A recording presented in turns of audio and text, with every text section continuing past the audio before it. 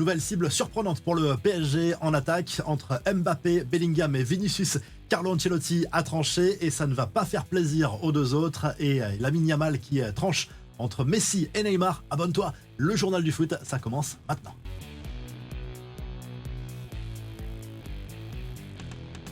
La rumeur vient directement d'Angleterre. Le PSG se serait renseigné dernièrement sur le dossier de l'Argentin Alejandro Garnacho dans le dur du côté de Manchester United. L'Argentin ne rentre pas forcément dans les plans de Ruben Amorim, le nouveau coach. Une situation qui pousse l'ailier des Red Devils à se poser des questions sur son avenir, selon le Times, qui cite les champions de France comme potentielle destination. L'Atlético serait également sur le coup.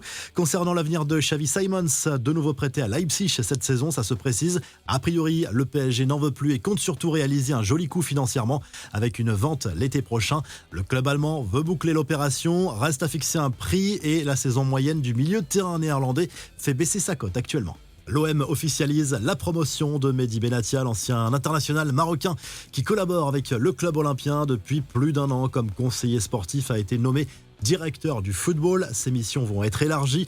Le bras droit de Pablo Longoria va gérer le mercato de A à Z en collaboration bien sûr avec Roberto De Zerbi. Retour à présent sur les coulisses de l'échec de la signature de Pau Lopez à Lens. La venue en prêt du gardien espagnol qui appartient toujours à l'OM a été annulée. C'est Gérone qui a fait capoter l'opération. La raison invoquée par le club espagnol serait l'impossibilité d'inscrire un autre gardien sur la liste des joueurs pouvant disputer la Ligue des Champions lors de la deuxième partie de saison.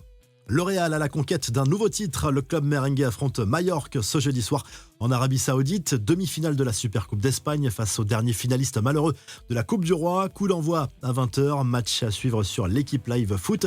Autre info sur le Real, selon la Cadena Coppe, Carlo Ancelotti a tranché sur le dossier du futur numéro 1 pour les pénaltys. L'Italien aurait choisi de désigner le Brésilien Vinicius. Jusqu'à présent, ils étaient 3 à se partager cette responsabilité avec Jude Bellingham et Kylian Mbappé. Ça ne va pas forcément faire plaisir à l'international français et à l'ancien joueur de Dortmund, mais Ancelotti voulait que les choses soient claires. L'actu du Barça, c'est bien sûr la qualif pour la finale de la Supercoupe d'Espagne. Victoire 2-0 des Blaugrana mercredi soir face à l'Athletic Bilbao. On retrouve Lamine Yamal en une du journal Sport ce jeudi. Le jeune prodige espagnol a marqué le deuxième but de ce match après l'ouverture du score signé Gavi. Dans une interview à CNN, Yamal a de nouveau déclaré sa flamme à son club formateur. Son agent avait déjà fait fuiter l'info il y a quelques jours, mais lui confirme la tendance pour son avenir. Il va prolonger prochainement en Catalogne. Le Barça est le club de ma vie, a lâché l'attaquant de 17 ans. Il a aussi parlé de son idole de toujours, le Brésilien Neymar. Il reconnaît que l'ancien meneur de jeu du PSG l'a toujours bluffé, plus que Messi d'ailleurs. Et dans les coulisses du match du Barça mercredi soir, on a vu le dérapage de Joan Laporta au moment de l'annonce de la décision que tout un club attendait. Les contrats de Dani Olmo et Pau Victor sont finalement validés pour la deuxième partie de saison. Ça fait scandale d'ailleurs en Espagne.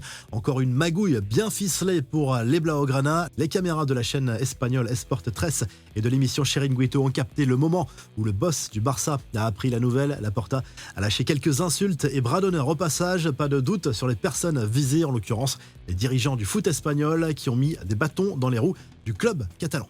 Les autres infos à retenir dans ce journal du foot, la une du journal L'équipe ce jeudi, pas de doute sur la position du quotidien sportif pour la succession de Didier Deschamps à la tête des Bleus. Le message est clair, qu'il revienne. En parlant de Zizou, selon le journal, l'ancien coach du Real coche toutes les cases pour devenir sélectionneur en 2026, soit 20 ans après sa retraite internationale comme joueur. Et grosse surprise en Angleterre avec la première défaite de Liverpool depuis mi-septembre. C'était à mercredi soir sur la pelouse de Tottenham en demi-finale aller de la League Cup 1-0. La joie du buteur Bergvall en une du Start Sport, qui parle aussi de l'arrivée de Graham Potter sur le banc de West Ham à la place de Lopetegui, limogé par les Hammers. On se quitte en vidéo et abonne-toi pour qu'on se retrouve très vite pour un nouveau journal du foot.